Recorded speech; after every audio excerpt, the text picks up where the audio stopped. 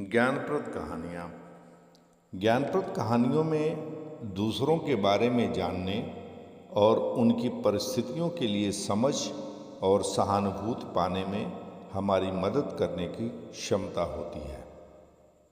इनमें ज्ञान प्रदान करने, रचनात्मकता को बढ़ावा देने और सीखने के प्रति प्रेम को बढ़ावा देने का एक अनूठा और प्रभावी तरीका प्रदान करने की खूबी होती है।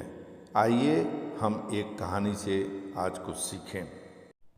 एक गांव में पति पत्नी सुखी जीवन जी रहे थे।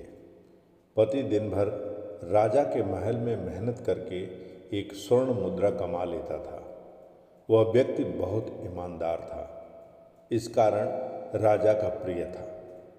उसकी पत्नी भी बुद्धिमानी से घर चलाती थी।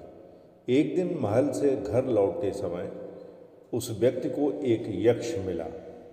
यक्ष ने उस व्यक्ति से कहा, मैं तुम्हारी ईमानदारी और मेहनत से बहुत खुश हूँ, इसलिए मैं तुम्हें सोने के सिक्कों के 7 घड़े देता हूँ। तुम्हें ये घड़े अपने घर में मिल जाएंगे।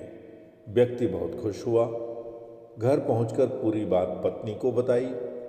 अंदर कमरे में जाकर देखा तो वहाँ 7 घड़े रखे हुए थे। उनमें से 6 घड़े तो सोने के सिक्कों से भरपूर थे, लेकिन एक घड़ा थोड़ा खाली था। 7वें घड़े को देखकर पति को गुस्सा आ गया और वह बोला कि यक्ष ने धोखा दिया है।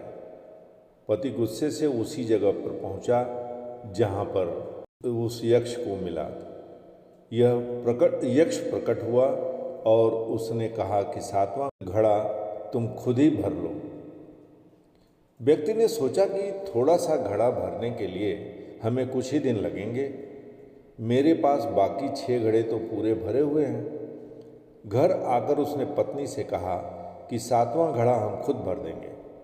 अगले दिन से पति पत्नी ने बचत करनी शुरू कर दी और खाली घड़े में सोने के सिक्के डालने शुरू कर दिए। कुछ दिनों के बाद भी 7वां घड़ा भरा नहीं। धीरे धीरे पति कंजूस हो गया। वह खाली घड़े को जल्दी से जल्दी भरना चाहता था। घर में पैसों की कमी होने लगी। व्यक्ति की पत्नी ने उसे समझाने की कोशिश की, लेकिन वह नहीं माना। कुछ ही दिनों में घर की शांति भंग हो गई। बात बात पर लड़ाई झगड़े होने लगे। सुख के दिन दुख में बदल गए। जब राजा को मालूम हुआ कि सेवक के घर में धन की कमी हो गई है, तो उन्होंने 2 स्वर्ण मुद्राएं रोज देने शुरू कर दिए। लेकिन इसके बाद भी सेवक का सुख चैन वापस नहीं आया।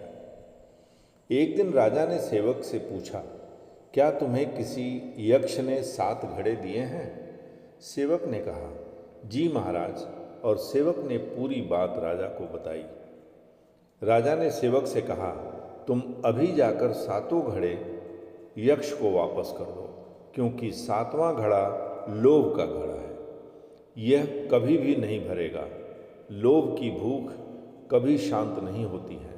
सेवक को राजा की बात समझ में आ गई और उसने 7 घड़े यक्ष को लौटा दिए। इसके बाद पति पत्नी दोनों सुखी हो गए। इसलिए लालच को जल्दी से जल्दी छोड़ देना चाहिए, वरना जीवन में समस्याएं बढ़ने लगती हैं। हरि ओम तत्सत।